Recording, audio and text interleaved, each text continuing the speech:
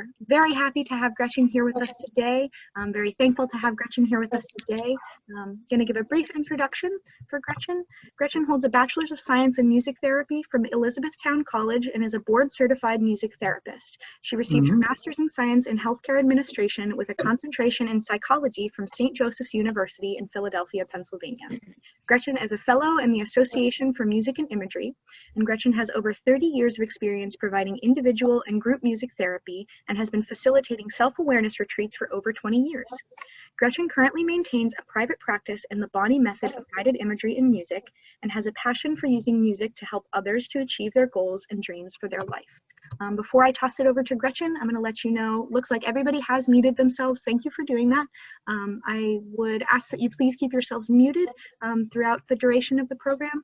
If you have any questions, feel free to type them in the chat and I will address them as they come up. And without further ado, Gretchen, take it away. Hello, everyone. I'm honored to be here with you tonight. I have been a music therapist since 1983, and I've used music all of my life for self-care. And later in life, developed a passion for using not just music, but all of the arts for my self-care. And as you all know, these are very trying times right now. Taking care of ourselves is so very important because if we don't take care of ourselves, we're no good to anybody else. So sometimes we believe that taking care of ourselves might be selfish, or that we're just thinking of us and not taking care of business, or you know, someone else that needs taken care of. But again, we ourselves need time to regroup and refresh and just recharge so that we are 100% to give to other people. We have to fight those feelings, because if we drain ourselves to exhaustion, we're just not productive. Research is showing that the COVID-19 pandemic is producing fatigue among everyone. It's real, and it is a dangerous challenge. We're seeing an increase in people who are feeling just very defeated and burned out, and some engaging in very risky behaviors. And people are also reporting an increase in mental health issues, more depression, more anger, more anxiety, and certainly more alcohol and drug use. So I'm focusing on self-care during the pandemic, but of course we know that self-care is important throughout our life. And stressors come and stressors go. And so we always need to be aware of when the stressors are in our lives and when we need to take care of ourselves.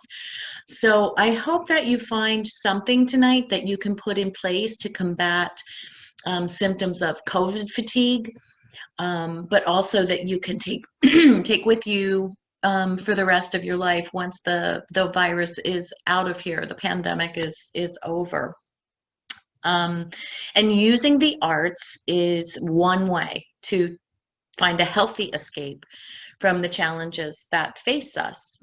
So it's just important to know and to realize that using music, art, writing, creating, even if you believe that you have no talent in the arts, it's important to use them. They bring beauty and hope and just a wonderful resurgence of our soul. And actually, I believe that everybody has a talent for the arts.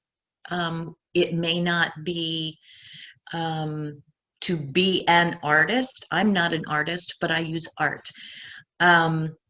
It might be still hidden. You may not have discovered what you really want to dig into in the arts.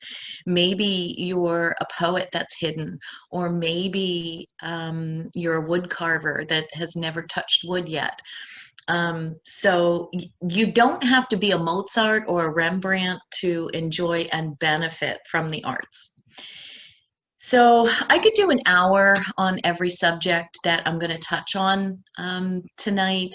So remember that this is just an introduction and little teasers on different ways to use the arts, and hopefully at least one will pique your interest and you'll give it a try. It's going to be up to you what you choose to investigate and use, and maybe you'll even go further with it. So with that, let's start whetting your appetite. We're going to start with a short mindfulness exercise. This is a singing bowl. I don't know how many of you have ever used singing bowls, but they create a beautiful sound, and they create a nice grounding to do some mindfulness exercises. This particular one came from 10,000 Villages. Here is a larger one, and it came from a little drum store in West Reading that's called Earth Rhythms. You can find them online. You can find them made of metal like mine or crystal. The crystal does not transport very well, but the metal is easier for me to carry around, and I take them wherever I go. So I use the metal ones. The crystal ones are also more expensive, but you can get them for between $40 and several $100s, depending on the size and the decoration. I love singing bowls, and when you hear it, I hope you also enjoy it. It's going to create a background for us to breathe. And you don't need to use a singing bowl to breathe. I just liked it because it does create that grounding and that background. You can use a piece of recorded music if you want. Anything to keep your focus. I'm also going to use the easiest breathing technique that I know, and I teach it all the time because it is so simple. All you're doing is focusing on the flow of air into your nose and into your lungs, and then back out of your lungs and back out of your nose. If thoughts start to come into your head, don't beat yourself up about that. We beat ourselves up about enough stuff. Just simply note it and say, oh, there I go. I'm thinking about what I'm supposed to be doing at 8 o'clock, or I'm thinking about the laundry I didn't do. I'm going to go back and focus on my breathing. So I'm going to make the singing bowl sound, and you just breathe. Remember, you're not judging yourself. You just want to breathe. Give yourself a little tiny break. So here we go. You can close your eyes if you want to, but it's certainly not necessary. Some folks find that it helps lessen distractions. So here we go.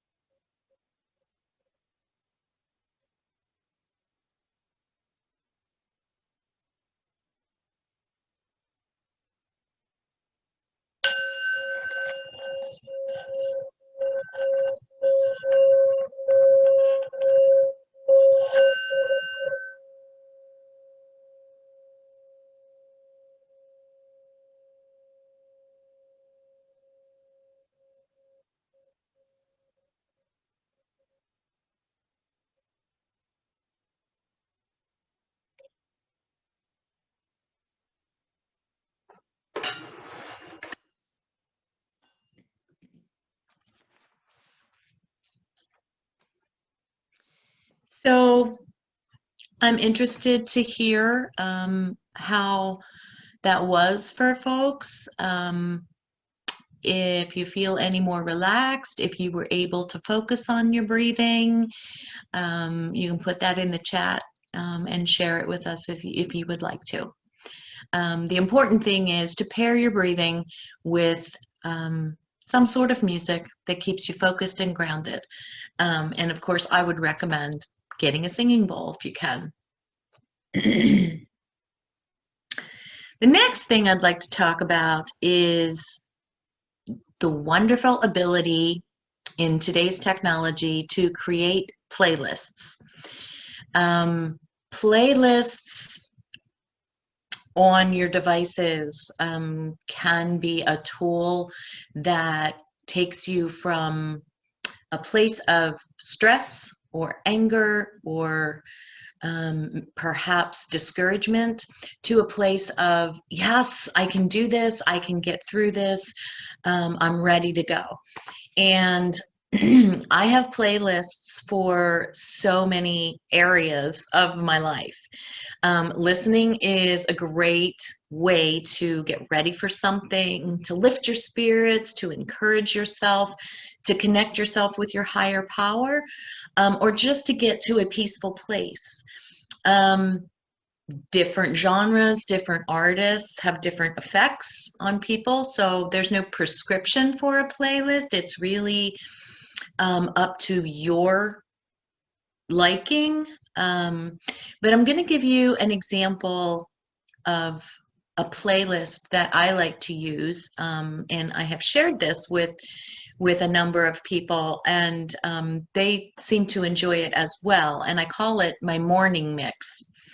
And what I did was I took a lot of songs that felt motivating to me, songs about the morning, songs about the sun came up, songs about the sun, and I put them in this playlist. And when I'm having trouble in the morning getting motivated to do whatever it is I need to do, I put this on and I find my mood changing almost immediately.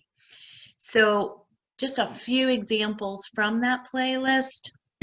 Some of you might recognize some of these titles. Good Morning Starshine by Strawberry Alarm Clock. That's from the 60s. Drive Time by David Benoit. That's a jazz piece. Good Morning from Singin' in the Rain. That is obviously a show tune. Mornin', Al Jarreau. He's a jazz singer. The Sky, the Dawn, and the Sun. That is by Celtic Woman. So it has a distinctly Celtic feel to it. A Beautiful Day, India RE. And that is it's more recent. I believe it's from the 90s.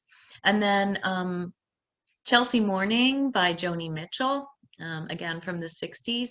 And that list goes on and on and on. And I put it on, it's on my iPad, and when I'm getting ready, I'm listening to it. It's motivating, it's energizing, and it's just a great tool. And like I said, I'm not super tech savvy, but that is something pretty easy to do on the device. If you have songs downloaded, the device tells you if you want to make a playlist, you hit make a playlist and you just start adding the songs, and there you have it. Some other examples of playlists that I have a Pump You Up playlist that I use to get ready for tasks or projects, or maybe I have a room to clean that I really don't want to, and I put that Pump You Up playlist on and I'm good to go. I have a Spiritual Uplift playlist. It connects me with my faith. It brings me back home. It grounds me. If I'm going through a difficult time, or maybe I'm getting ready for meditation and prayer time, I like to listen to the Spiritual Uplift playlist. And then I also have a Time for Bed playlist that gets me peaceful and calm. And there's always a little bit of Uh, it really depends on the person, what kind of music gets you peaceful and calm. But I just want to put a little note in there that there's a lot of slow, calm Western classical music that is absolutely beautiful.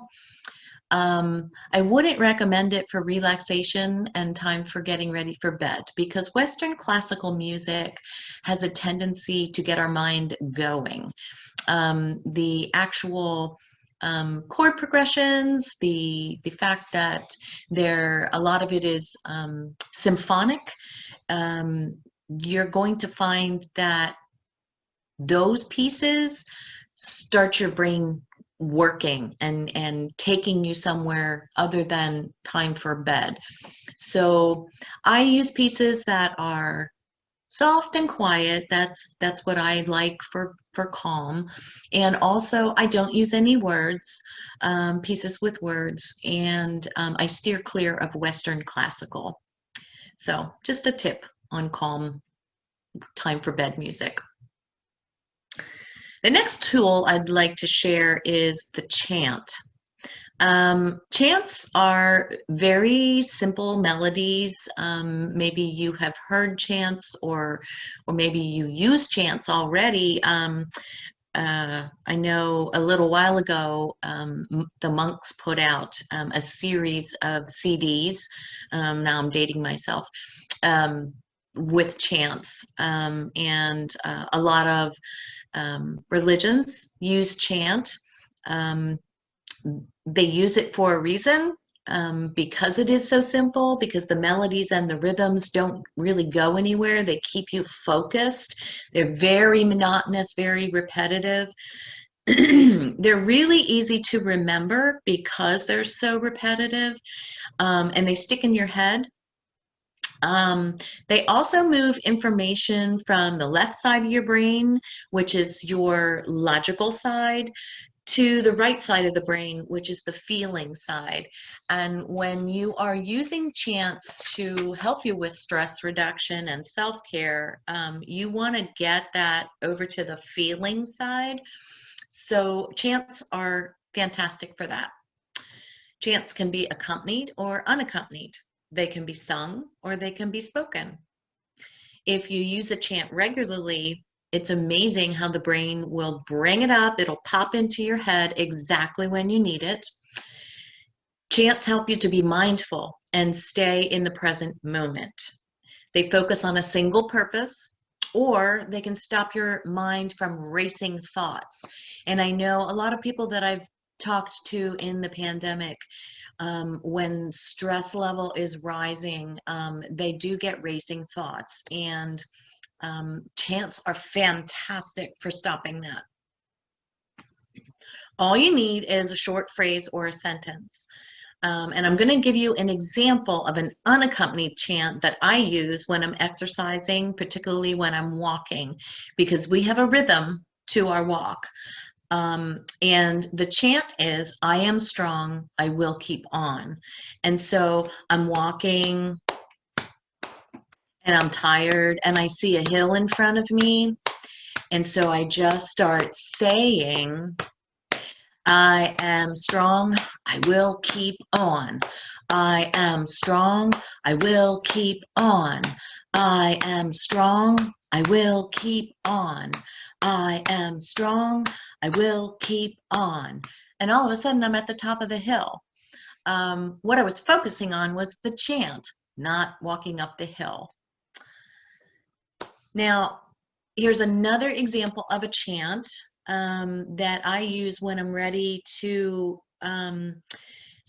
connect with my higher power, getting ready for meditation and prayer. And I'm going to do it with the Shruti box. The Shruti box is an Indian squeeze box, basically, and it creates a lovely drone. And you can also buy these online. It doesn't take any musical lessons or talents to simply squeeze the box.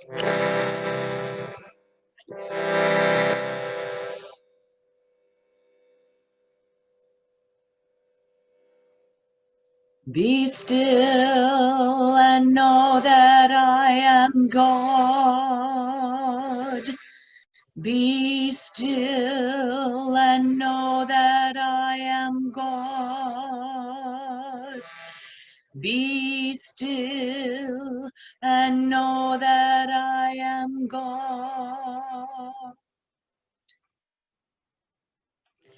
Again, it keeps you focused. It's a single purpose. I am getting ready for my prayer and meditation, and that just centers me. And try it. I also have here a bass bar. Bass bars make a single tone. They're nice and low. You can do the same chant with the bass bar. Be still and know that I am God. Be still and know that I am God. You don't need any lessons. You don't need any musical talent to just hit that bass bar and give you some grounding for your chant. You can find bass bars through websites of West Music and Remo Drum Company. If you type in bass bars into your Google, lots of places will come up. Some drum stores in the area, local. I like to shop local. You might be able to find some bass bars. You don't need an instrument. You can use body percussion. You can tap on your table. You can tap two pencils together. You can, just tap your legs, the body percussion like I talked about. You can talk through it like I did with the I am strong, I will keep on. Or you can put it to music like I did with the preparation I use for meditation and prayer. I did tell you about the Shruti box, and I showed that to you. You can also, if you play an instrument, the piano, the guitar, and you feel comfortable just fiddling around and finding some chords that you like, try to keep it to one or two chords. I'm going to show you an example now on the piano, and the chant is, I will breathe. And I use this when I'm getting overwhelmed. And I've used it so much that it just pops into my head when I'm starting to get the crazies. So feel free to join me in this short chant. It might be one that you want to adopt. I will breathe.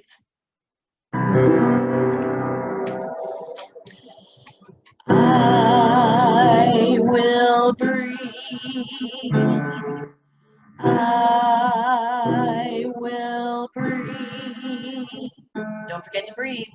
I will breathe. I will breathe. I will breathe.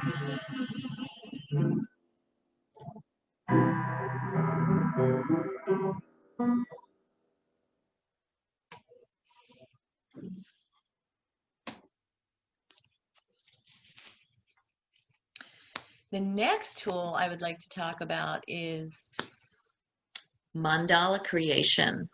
And along with Mandala Creation, I'm going to talk a little bit about journaling and creative writing. And sometimes it's very difficult for us if we're not trained in art or writing to put the pen or the art material to the paper. And I want to encourage you to try it.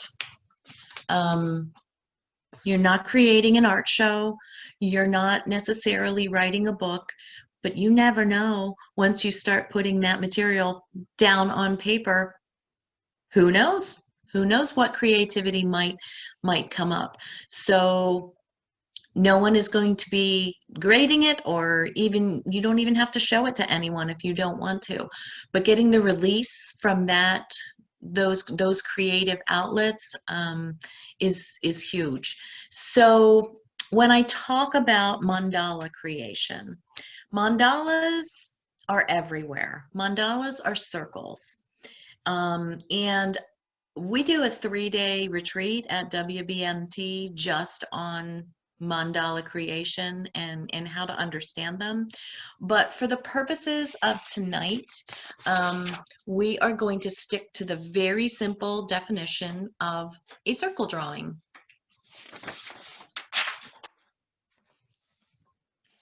So to create a mandala, you need a piece of paper with a circle drawn on it.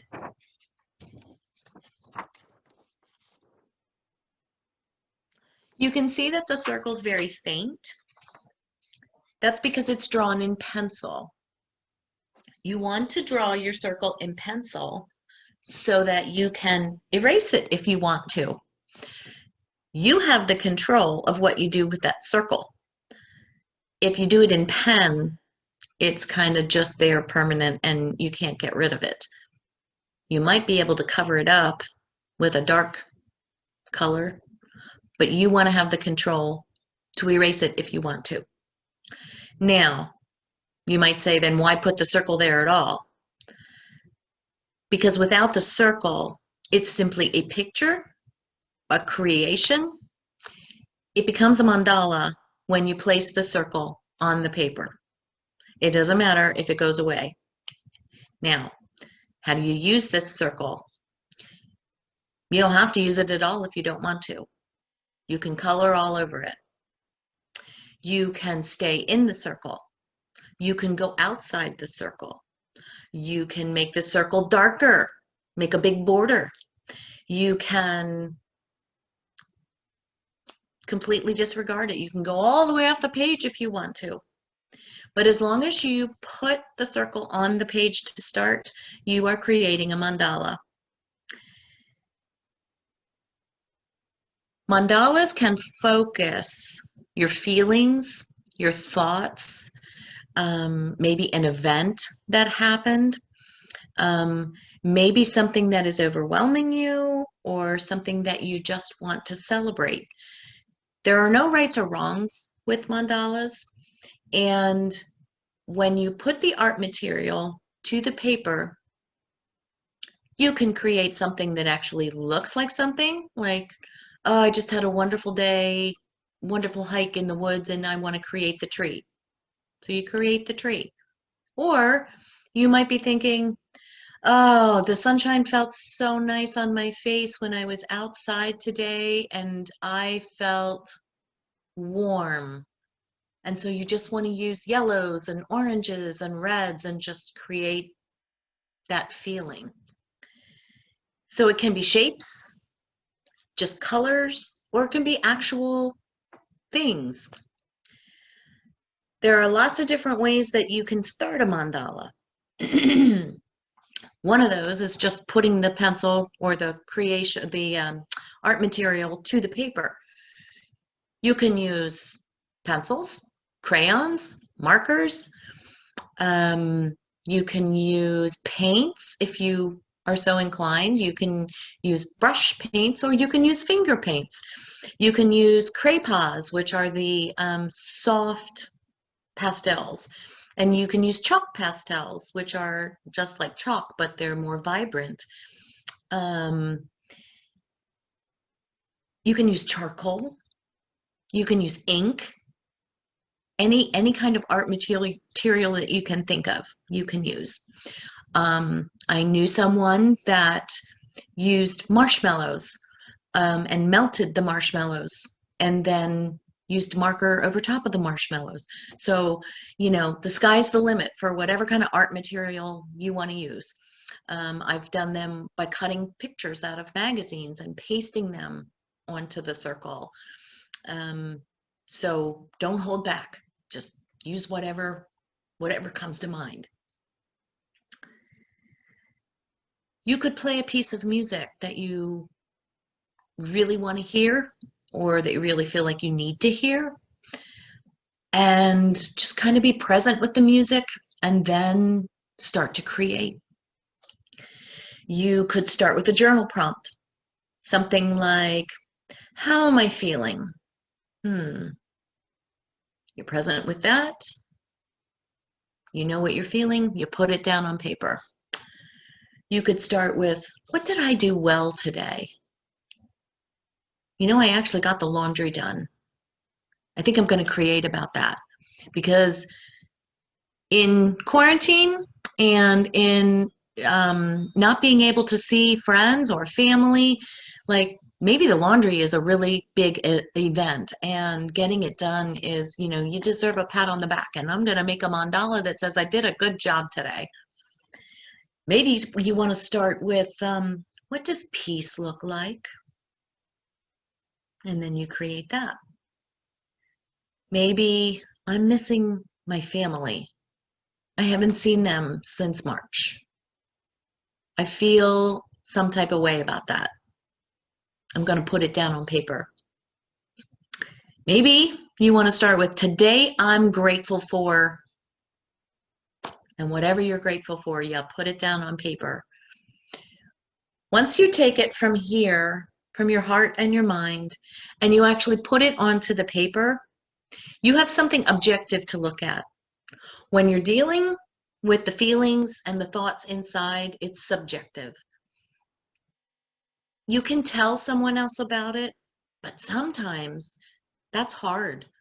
And putting it on a piece of paper and being able to show somebody and say, this is what I did today. This is how I feel today. I'm missing my mom, and this is what it looks like. Sometimes it's easier to talk about the picture than those feelings. If you choose to share your mandala with somebody, make sure that they are somebody who is going to be present with you as you explain, or even if you just present it to them. Because this is a part of you and it deserves attention. So it's not just a, look what I did, and it's, oh yeah, that's nice. And no, make sure that they have time to be present with you. And then if you want to talk about it, make sure that they are listening to you. That's important. Choose wisely. Moving to creative writing, if you look at your mandala and something pops into your head, write it down, jot it down, describe it, write what comes to mind. Maybe you just want to write single words, and then you look at those words and you see how it can become a poem. And then all of a sudden, you've created not just a piece of what you're thinking and feeling, but also a poem. Two different modalities to tell somebody else how you're feeling, or to just validate how you're feeling yourself. Try creating a gratitude journal.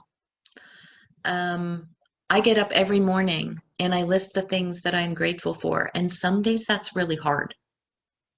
Some days I can spout off, 10 things right off the bat.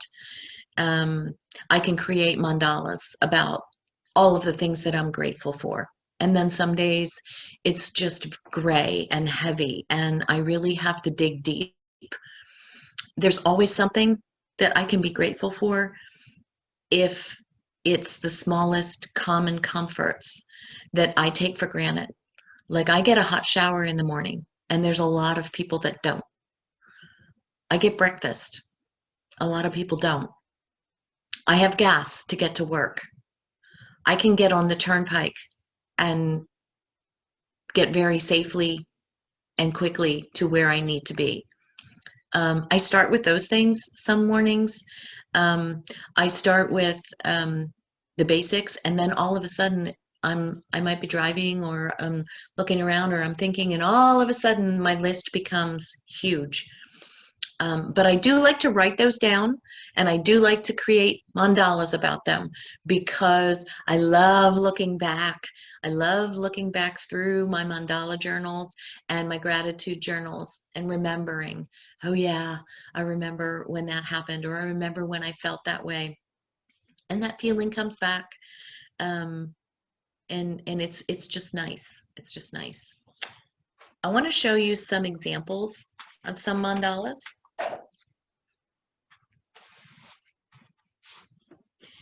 I started keeping a mandala journal when the pandemic hit. And I did one every day.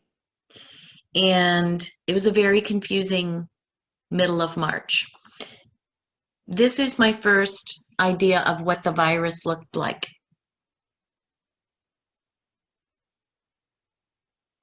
And when I look at that today, I remember the feeling. I was scared, and I thought that the virus was just going everywhere, and I didn't really know what to do. But it helped me to get it down on paper. This one I titled The Ever-Present Anxiety Pulse, because I felt like everything was producing anxiety. It was inside of me, it was outside of me. Getting it down on paper and looking at it, I was like, yep, that's exactly what it feels like. I showed it to other people and they were like, yep, that's exactly what it feels like. And then several months later, this was the next version of the anxiety pulse. It got even bigger. And I look at that and I think, oh my goodness, that's exactly how I felt on April 20th, 2020. Yep. So I've filled up many books throughout this pandemic. It's very healing to be able to look back at some of the creations. My mom lives in an independent living center, and I couldn't get to her because they were locked down, and I needed to put that on paper. I can't get to my mom is what it was titled. Looking back on that, it was a very tough time. Now, further on, when she was allowed to come out, very similar, but this one, Mom gets a hug. And then there's no boundaries around her. And I remember that feeling, and looking at the mandala helps me to remember that.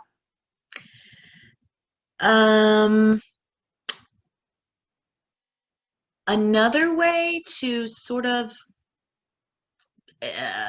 escape in a healthy way through art itself, like pieces of art, is to just look at the piece of art and actually picture yourself in the painting. One of my favorite paintings is Haystacks in the Snow, Monet. And I would make trips to the Metropolitan just to go sit and look at that picture. That is a very meaningful picture for me, painting for me. Sorry, Monet. Imagining myself standing next to that haystack and then starting a creative writing process about it. You know, where I was standing, what I was feeling, what I was hearing. Were there birds that aren't in the picture? Is there a stream on the side that you can't see that's off out behind the frame? And you just start creating a whole story based on you standing in that piece of art. Also, sculpting, creating, using your hands. I use sand, I use Play-Doh, I use sculpting clay, I use that modeling clay. I don't have a potter's wheel. I'm not a potter. And my creations may not look like what I started out to make, but the whole zen of just getting your hands in there and just mushing it around, even if you're not creating anything, is very therapeutic. But here again, if you've never sculpted, if you've never taken a piece of Play-Doh and made a beautiful flower out of it, try it. It may be a hidden talent that is going to give you joy for the rest of your life. So don't be afraid of it. Try it.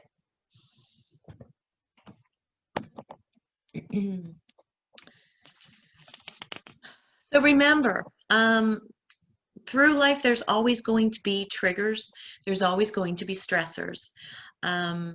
Be aware of them. Be present. Know when you're feeling angry. Know when you're feeling sad. Maybe loneliness is just seeping in today. Know when you're afraid. Know when you're feeling grief. Acknowledge those feelings. And then the key is you have a toolbox or a bag of tricks. You need to open it up and use some of the tools to help you with those triggers. If they always stay in the box or they always stay up here, cognitive, and you don't put them into action, they're not going to do you any good. So be brave and just have a go at it. You might find a tool that's going to work for you beyond your wildest dreams. And you may decide, hey, this sand is not working for me. I got to get rid of the sand. I don't want any more sand. But I'm going to keep doing mandalas because that's producing some results. So I'm going to end tonight with short progressive muscle relaxation. I'm going to use tense relax technique, something that you can do yourself. I'm going to do it from the upper body. We're going to just do shoulders and arms and your face to give you an idea of what you can do for yourself. I use an app, and it is called Relax Meditation. It's really simple to use. Like I said, I'm not tech savvy. When you download it, all of these little tabs are hanging down and you can push one of them and it makes a sound like rain.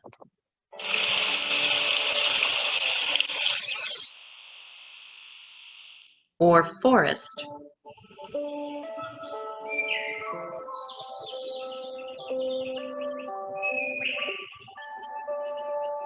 Or sunny day. You can combine them. And you can make your own relaxation music. I find this very helpful because, like I said, Western classical music doesn't necessarily give me the relaxation that I need. This type of background grounds me and keeps me in the same place. And so tonight I'm using one of the tabs called Dreams. Now I invite you to just get comfortable where you're sitting. If you want to close your eyes, you can. If you want to keep them open, you can. If you want to just lower your gaze and maybe allow it to get a little bit blurry. I'm going to ask you to take a deep breath in, hold it, and let it out. Every time you let that breath out, just get rid of any stress or tension that you're holding. Breathe in. Hold it. Let it out. Just that simple act is going to lower your blood pressure, lower your heart rate, stop racing thoughts. So if that's all you can do, then do that breathing. So here's the tense relax method that you can do anywhere. I want you to bring your shoulders all the way up to your ears and feel that tension in those shoulder muscles.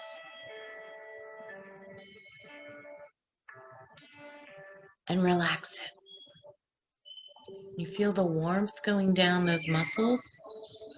Those muscles are just a little bit looser than they were. Do it again. Bring your shoulders up to your ears. Hold it tight and relax it. Feel that warmth. My neck feels better already. Now I want you to take your arms, make fists with your hands, feel the tenseness in your hands, and tighten up those arm muscles like you're making muscles so tight that your arm shakes. Feel the tightness. And open your hands and allow your arms to just go down by your side. Feel that warmth rushing down through those muscles.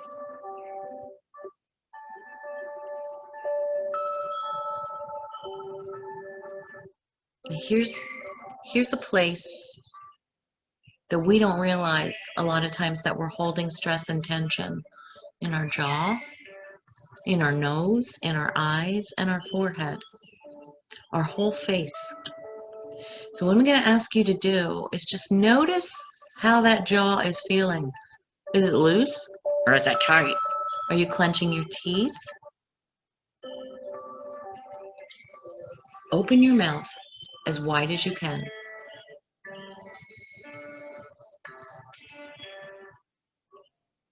And relax it. Hopefully you notice a difference. Your nose, wrinkle it. Wrinkle it. Feel that tension all through here. And let it go. Squeeze your eyes tightly together. Feel that tension. And let it go.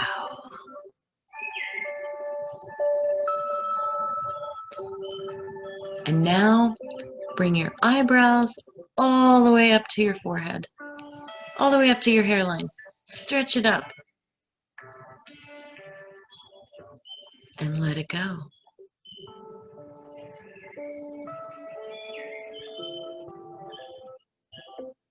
Now take a deep breath in again. Hold it. Let it out. Be gone, stress and tension.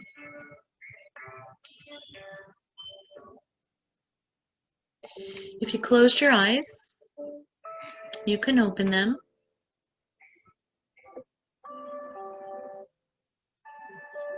Now I'm going to turn the music down and the birdies down, and we're returning to a clear-headed state.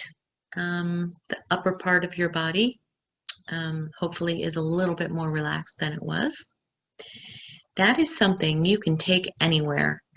If you are feeling tightness, if you're in a meeting, or if you've been working really hard and you've got that tension, give yourself 5 minutes and just tighten and relax all those muscles.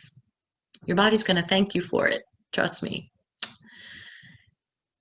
So we've almost come to the end of our time. I'm really, really happy that you were all here tonight. I just feel honored to be able to share some of my tricks that I use, and of course with the arts and music. I hope that you've found something useful that you want to try, and I wish you happy stress reduction and peace. And I'm we have a little bit of time left for some questions, or if anybody wants to share with the group something that popped up for them, that they just, you know, in your head, yes, I'm going to do that right now. I'm going to go get a piece of paper and draw a circle on it, or I'm going to go make my playlist. So any thoughts from the group?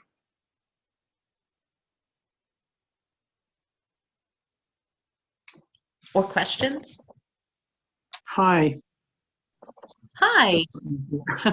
Let me do the video here. Well, it was different than what I expected, but I think it's really helpful. And I was especially grateful for the facial tension reduction, because I do hold a lot of tension in my face. And that's hardly ever addressed. Like, I can't think of any time it was before this. So thank you. You're welcome. Glad to hear that. I'm glad to hear that. Ashley says, thank you so much. What was the name of the app you used for the last exercise? Oh, it is called Relaxation, Relax Meditation. Relax Meditation. And the icon is a little lighthouse. Melanie says, is there more to the mandala than drawing a circle and seeing your thoughts on paper? Or drawing in a circle, excuse me, and seeing your thoughts on paper? There is a lot more to mandalas.